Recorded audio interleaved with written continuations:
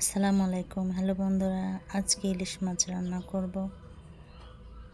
কড়াইতে তেল দিয়ে দিলাম, পেঁয়াজ বাটা,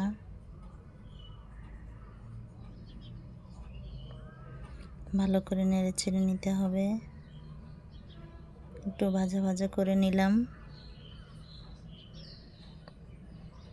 পুড়ে না যায় এজন্য একটু আমি পানি দিলাম।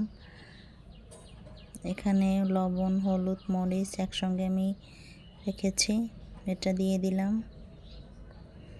ভালো করে নেড়ে চেড়ে নিব।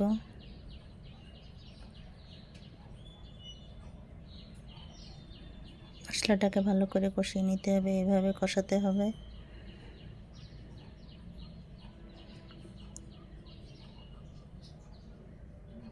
দেখুন আমার ভাজার কালারটা কেমন আসছে।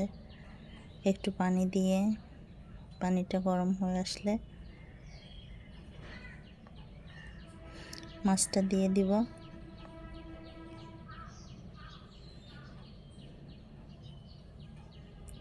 মাছটাকে ভালো করে একটু কষিয়ে নিতে হবে।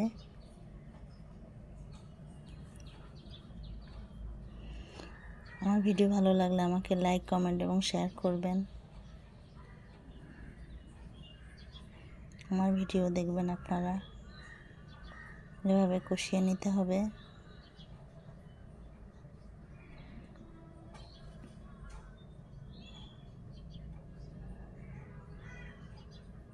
ইলিশ মাছটাকে ভালো করে কষাতে হবে।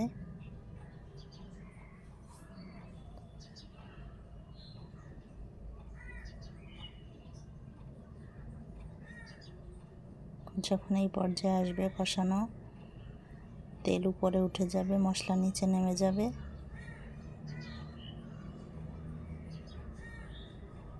তখন একটু পানি দিতে হবে। এটা হচ্ছে ঝোলের পানি এবং মাছটা সিদ্ধও হবে।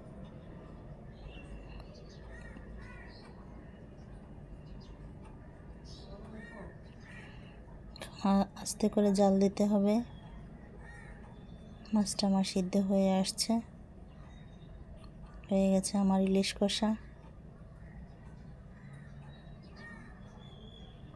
দেখুন আমার কালারটা কেমন আসছে।